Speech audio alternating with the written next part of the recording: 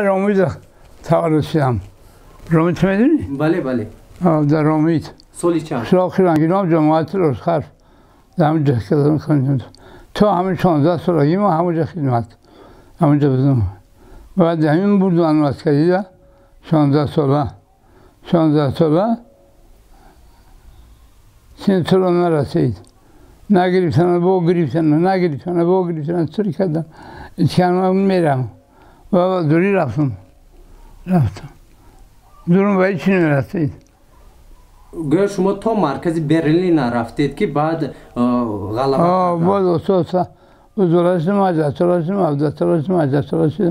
نه بعد کارم نقصید. بعد یک روز همجا پوماش نگیریم میخاینیک. انا بعد ما کار کردیم. نه بعد رو گرفتیم. چند جنگ دوام کردیم. اکنون ها میخانیک سطح بودیم. میخانیک سطح. بعد جنگ چی کار کردید یعنی با تاجیکستان؟ بعد جنگ ما 8 سال موندیم. بعد جنگ آوردنم کافکا دفریدنم. نکم شهر دفریدنم 4 سال دیگه همجا خدمت کردیم. از خیلی تمرد داشتیم تمرد خدمت گرفتیم میچیندیم ساز میکردیم موتور ساز میکردیم خانات هم میپروردیم خیلی مهنت دستیده هر جا کار میکردم 11 همه جنگی بود نه که همه در نظر میگرفتن مردن نه. چرا؟ خیلی میموندم.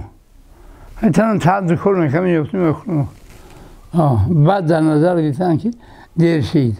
جنگی همش مردن. زنی دین بردش بوده کوری بردش. شما چی بودی؟ من تو رکه بوده. همش مردن. جای در کار میکردم که $50 ده خوجایی بودم.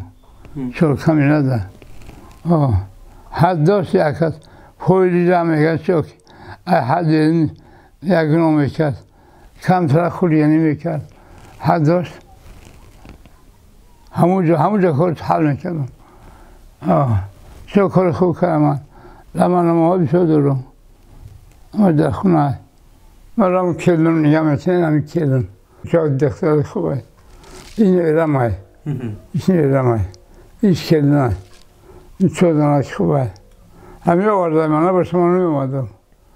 برای روزهای عید از حکومت دیگر یگان نفر نمی‌آید؟ نیچه نمی‌آید. فقط تنها در روزهای عید؟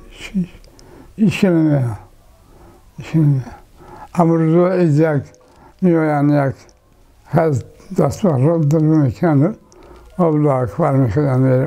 وقتی که میرزای بود و چاکان بود هم چودناک خوب بوده و هم میرمادم رودای بارون اما لای نهرده مرا میدید اکا تار بیردیم و این موزه پشتگی من هم موزه دینر میپشتیم و خطیش اما رو صاحب بگر خودیم علمال میکنم میگو اکا تار آدمی خوبی ده نه باید رسن دینم جایش مونده نه جایش مونده نیش اما اشمردم برفتم بیچه حاضر یگان هم خدمتتون نمانده اند؟ نه همشون گذشتن؟ همه گذشتن نفقه چند سامان میگیرید؟ نفقه 750 700 میدیا پلی میدن در همه فشنگاه دارم که بمرم اگر مردم توی کنم توی گاری بزگردن همه مردم من توی گاری بزگردن فشنگاه دارم همین های